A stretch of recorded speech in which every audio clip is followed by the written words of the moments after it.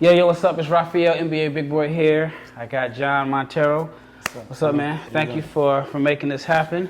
Thank you. All right, I've been looking forward to this for a while. I had mentioned it to you off camera. My first time watching you play was at Basketball Without Borders in 2020. I thought you were the best player there, and you didn't win MVP. And so I was such a fan that I had told this agent, I was like, man, this kid's an NBA player. He said, nah, he's too small. I don't know. So he asked me to make a video about you and convince him that you were an NBA player. So on one hand, I feel like vindicated that I was right. Yeah. He was wrong. So tell me about your journey. So you're from the Dominican Republic, a country more known for baseball. Exactly. And here you are weeks away from the NBA draft. How did you get started playing basketball? Well, my name is Montero. I'm from Dominican Republic, as you say. And, Dominican is a baseball place, so a lot of people play baseball just for fun and stuff. And me growing up, watching a lot of people playing basketball, and I live right in the corner of basketball court. So, and I stood there in a basketball school. And watching a lot of people, watching a lot of guys playing basketball just give me so much love for the game. And as I've been saying in a lot of interviews, man, watching Kobe on 2010 championship against Boston, it brings me out. I want to play basketball. I want to, and just have fun. Yeah, man. Your story is interesting because, if I remember correctly, you came from the DR, but then you played in the EYBL for one summer, correct? Yeah.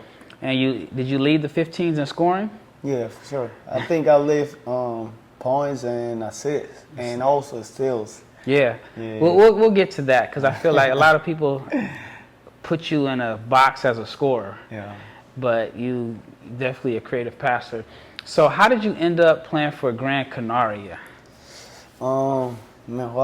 It was, I remember playing for the national team 2019 in Brazil.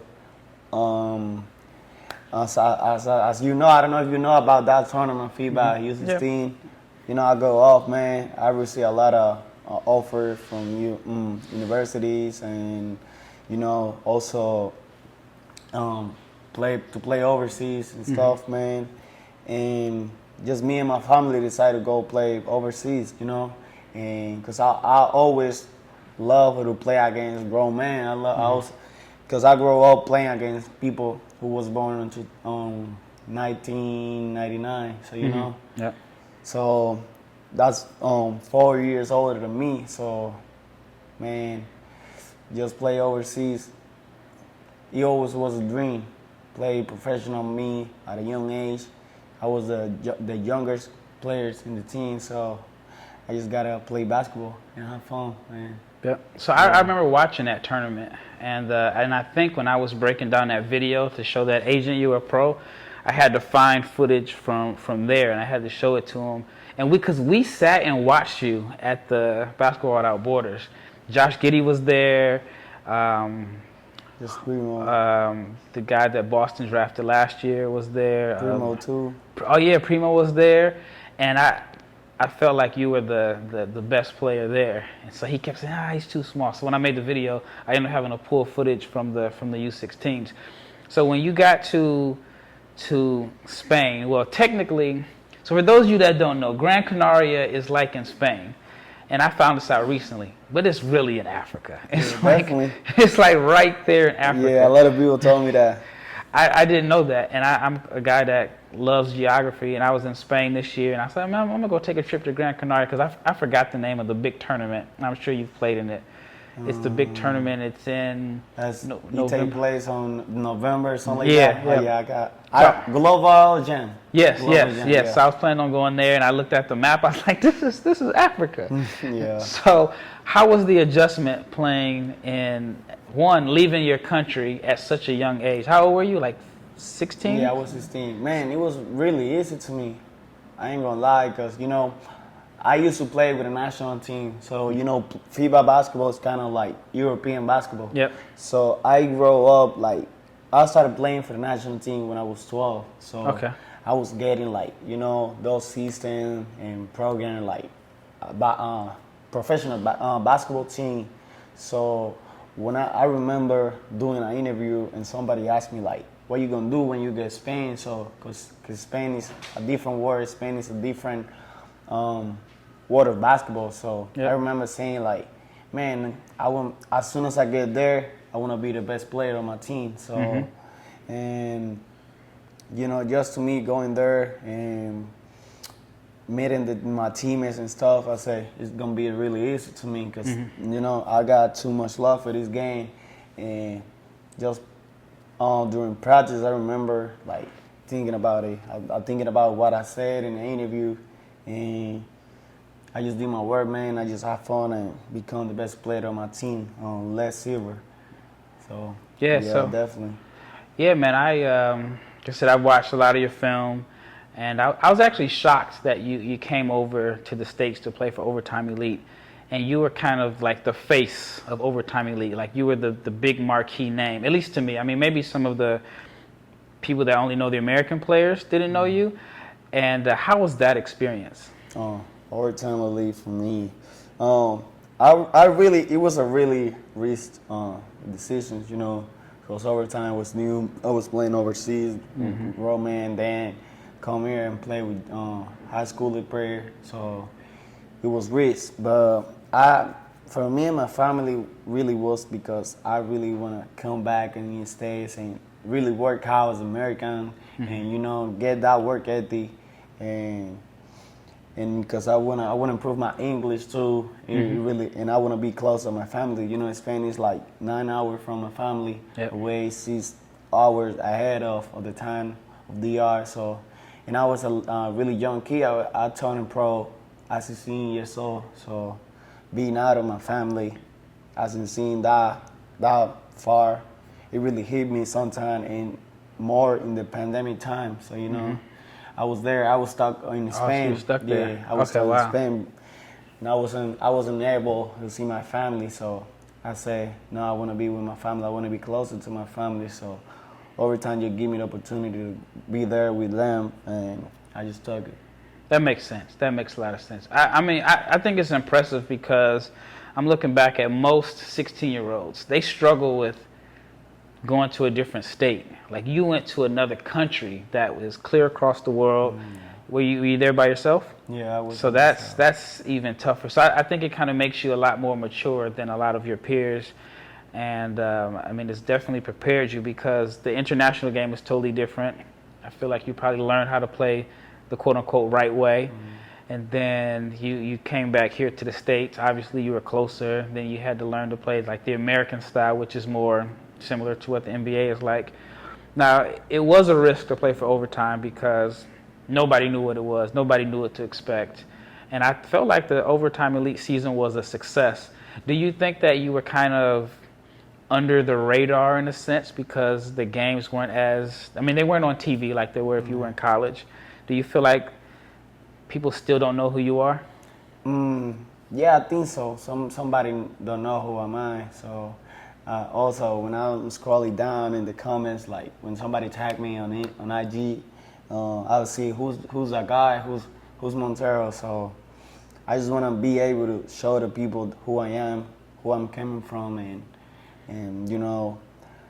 just for me, it's a challenge, man. And I learned a lot in overtime, not just in basketball wise, but also in the personal life. So coming from Spain with Roman, being a pro, so coming here and teaching those guys how to be a pro, how to those pro habits and stuff. Yep. So it really impact me. So because I got to become the leader of my team, I got to become the leader of those young guys. So I really learned in overtime, even though it wasn't in the basketball wise or whatever. But I really learned how to be a leader in a sense because exactly. you've been there before. You've been a pro.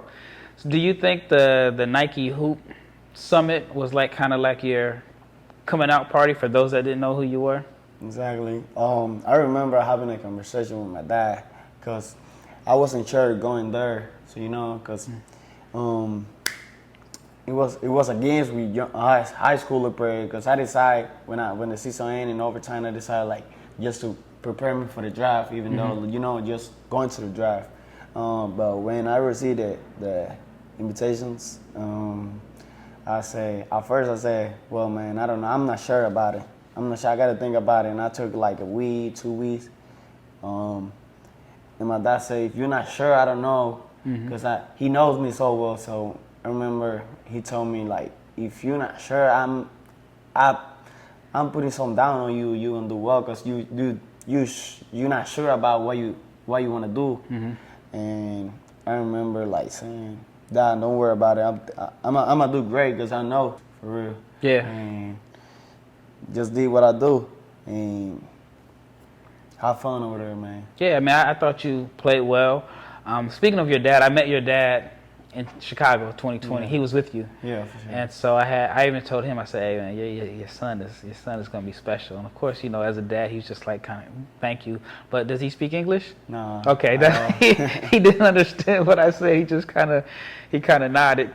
So like what's a typical day like for you right now as you're preparing for the draft? We're here in Dallas, and I've seen you work out once, and so what's a typical day like for you? Well, you mean just woke up like 8, 9, going to the gym, work out, lifting, and just get back, rest a little bit. Sometimes I got another session in the night, sometimes not, and just lock in and into this process, just enjoy the process and to accomplish my dream. So. Yep. Do you feel like people are still don't believe? Like you feel like people are looking at you saying you're small, I've seen all the comments, but oh, he's small, he doesn't do this, he doesn't do that. And you're one of those guys that I feel like when the game is on, it doesn't matter like what. Like, they say you may not be like this super crazy explosive athlete, but I haven't seen anyone be able to stay in front of you, right? So, like, what are you looking to prove in your workouts? I mean, just my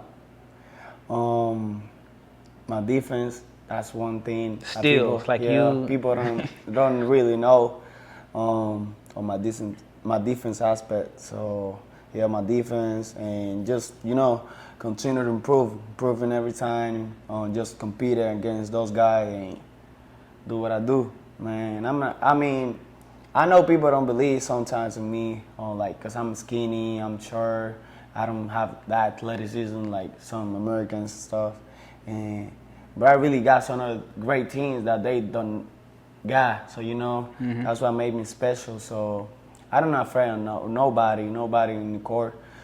Between those lines, man, I'm just me, and I don't care if you like 6'9", 6'10". I'm going at you because I've been into this game since I was like 9, 10 years old. So why I gotta be afraid of you? You just taller than me.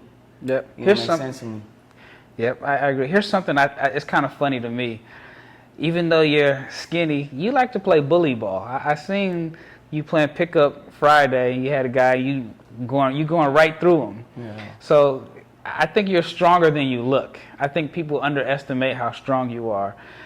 Is that a true assumption? Yeah, that's true.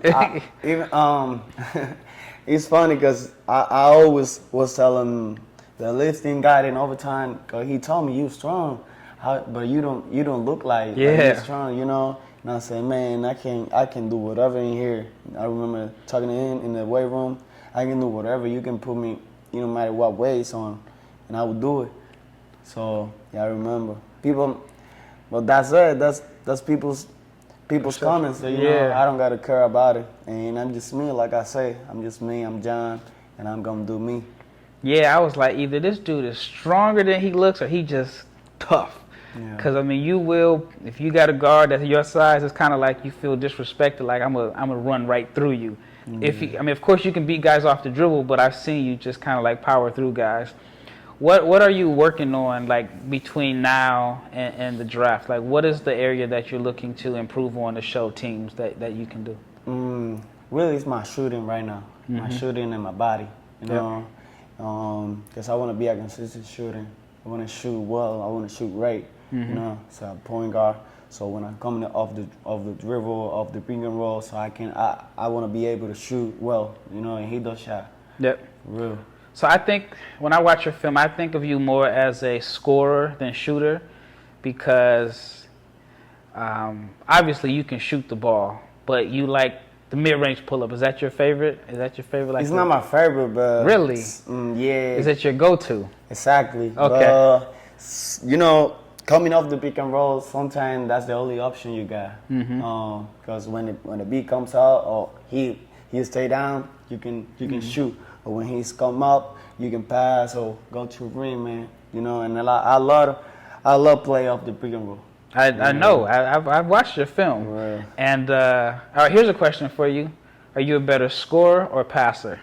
I don't know what to say on that question, man. It was a tough question. I was preparing. It just depends on, because I tell you what the games give me. So sometimes I can come off the pick and roll and the beat helps. I pass because I'm not a selfie player. But I don't know on that question what to answer. Because I feel like you do both well, but when I talk to people about you, they think of the scoring. They think of the big numbers that you put up. But I'm like, if you really watch the film, man, you passing the ball, and then you're a way better, we talked about a little bit, better defender than what people give you credit for. I just think people look at you and say, he's small, he can't defend. And you know what? Sometimes I just take a risk and be reaching people. That's why I sometimes can't be in front of the offensive. Because I take a risk and be gamble, and like reaching out, trying to steal the ball, and that's why people go by me. But when I decide just to stay in front of you, I don't think you can be like C6, C7, and you won't be able to pass over me. Yeah, and like I said, I've watched your film, and I know you collect a lot of steals. Sometimes it's because you gamble, but it's like you have a high IQ of just knowing where the ball is going. You get a lot of steals, and you're like a great rebounder. Yeah. Like, how many rebounds did you average this year? This year, like 9, 8 rebounds. Yeah, it's like you can't look at you because you don't pass. I always say you don't pass the eye test. You know what I'm saying? Like, you're not 6'5", you don't have crazy muscles, you're not playing above the rim. So I think a lot of people can underestimate you. Yeah. But you look at the numbers, no matter what league you've played in, you've rebounded better than bigs. Some people say, you rebound because you played at overtime. I did the same thing in Spain, so what are you going to say about it? Because people are watching. Yeah. People don't watch. And I watched, and like I said, I've been following since Basketball Without Borders. Then I did the research, and I saw, but every level has been the same, from EYBL buckets to the under 16 buckets. You go to Spain, and of course the game is different, so you're not scoring 30, but I think you show more passing in Spain. That's why I become more like a playmaker, point guard. I had a friend that told me that he played high-level college, and he said he didn't learn how to make plays and pass the ball until he went to Europe. So actually, that's the question. So tell me about the difference between playing in Spain or Africa and overtime elite. Obviously the difference between the age, but what was like the difference in style of play? It's just a game seasons. Americans play like up and down, can't run because they athleticism. They can like just pass and dunk, fast break and whatever. But in Spain, they don't really got that athleticism. So they gotta search for another ways to get to the basket or whatever. So that's why the game is so collective in Europe, because they say we are a team, so we gotta take advantage of it. So that's why they pass so much. Every position for them matter, and they take like 5, 6 passes or whatever. So that's what I'm gonna say about it. Like, the difference is American got athleticism, incredible athleticism, and that in Europe they don't got. So they gotta search for another way to play basketball. I agree. Like I said, I've spent the year out there, and I've went to like a lot of the Adidas Next Generation tournaments, and I feel like the French teams have like the athleticism. Exactly.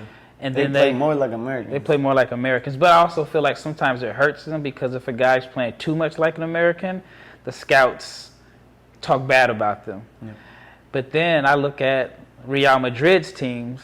They have the athleticism because they're getting guys from different parts of the world, and then they have size. And I mean, I don't know if you paid attention, but they had like this under 16 team was crazy. I think it's 3 or 4 guys that could end up playing in the NBA. All right, what was the biggest adjustment for you coming to America? Just the language. So was your English, like, did you, it was okay? So it's good now. I was able to order some food. So, okay. Yeah. And, but, you know, at first when I came to United States, I wasn't able to just succeed and do an interview like with you right now because I was afraid of making me stay talking or whatever, you know. And it was the biggest thing for me coming back to America. Really? So how did you end up on the team in Florida? In Florida? Yeah, when you were like 15. Well, I was in Mexico. I went out of my family at 13 years old. I went to Mexico NBA Academy. Oh, okay. I was learning English over there, so you know. And I remember a coach from Colombia. I decided to come to United States because it always was my dream come play for the high school in the United States. So I remember talking to him, and he said, "I got a friend who really likes the game," and he was in Daytona, DME Academy. I don't know if you know about. Yeah. So I went to DME Academy, and I played with Musa Diabate. At Michigan? You know that guy? Yep. Yeah, that guy. So he was playing with Night Riders. And he was going to the camp that they did, and the coach told me, "Okay, you going with him, so they can see you and see if you can be part of their team." So I went to the camp and just killed everybody. And they love my game. Yeah, they love my game. After that season, after that tournament, UABL, I played in FIBA U16. That's when I went off. Everybody that don't know me was able to like just know my name and whatever, and everybody I was receiving offers from everybody. I remember Coach Calipari going to the game and just to watch me. Michigan, Coach 2, TCU, Miami, Kansas, a lot of scouts over there on us game.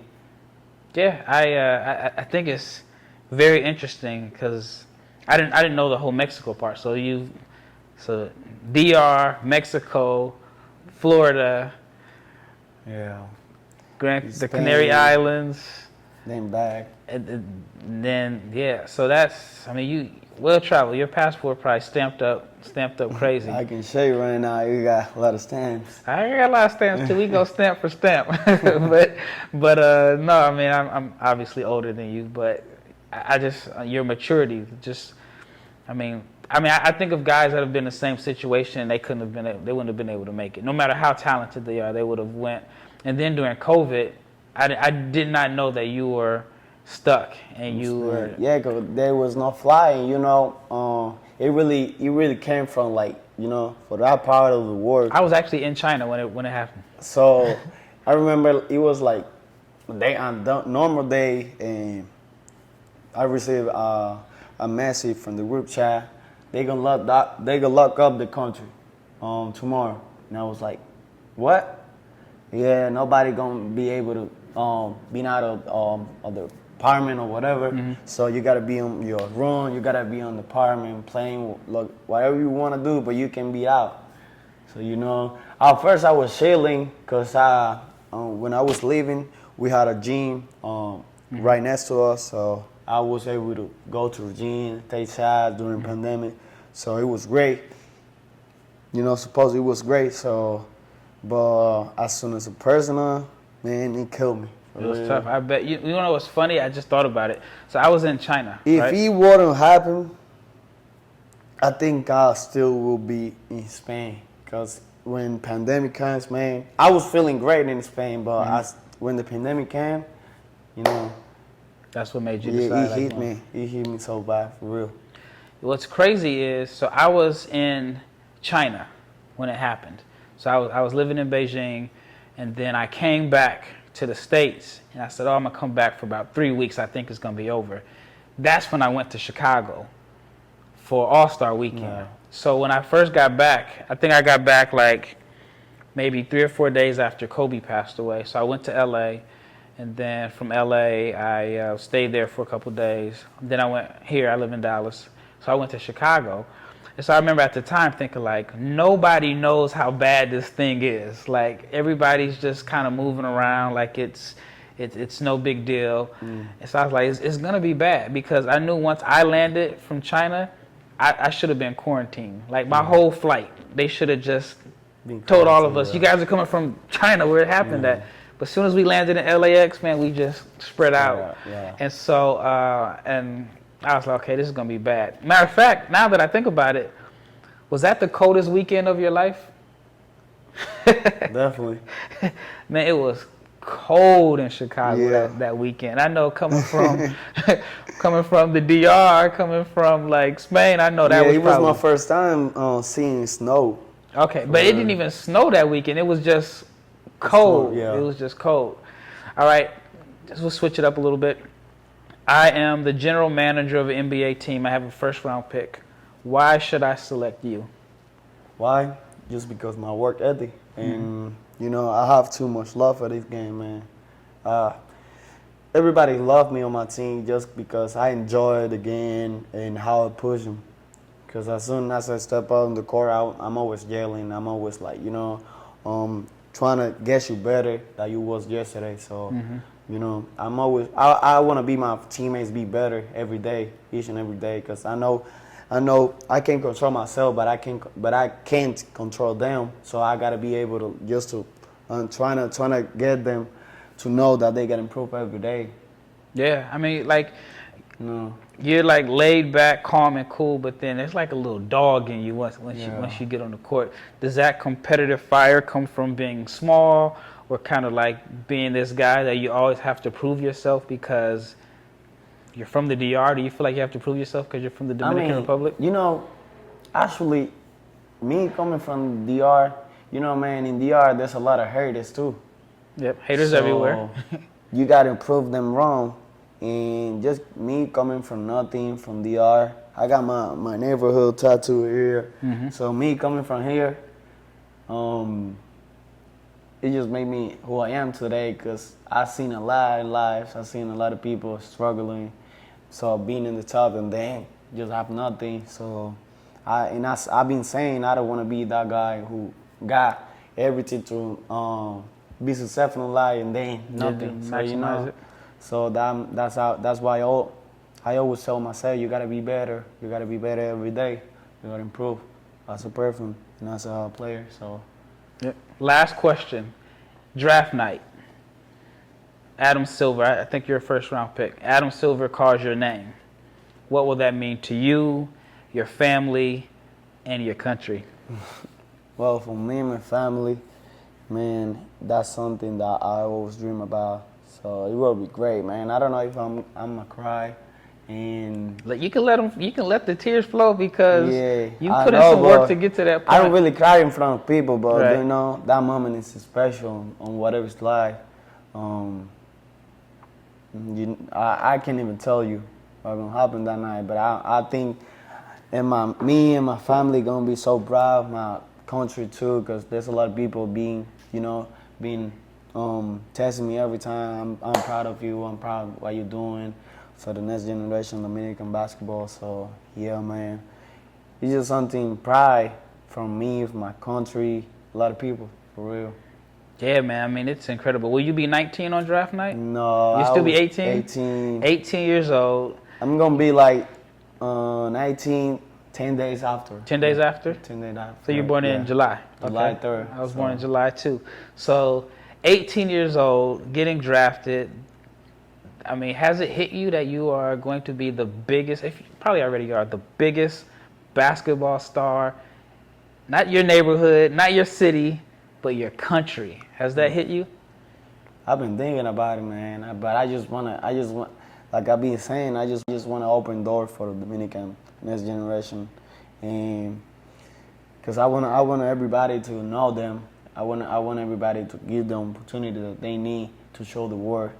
And that's it, man. I'm proud of myself. I'm proud of what I'm been doing, on my career. So I just want to be able to show the world who I am, who I'm coming from, and just give.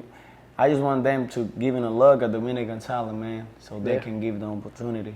Yeah, man, you're giving a lot of people hope. You're coming from this country that is not known for basketball, and you had to make this journey from crisscrossing the world to get here. But I imagine if I'm a kid growing up in the DR and I see you, I'm like, if he can do it, I can do it. Yeah.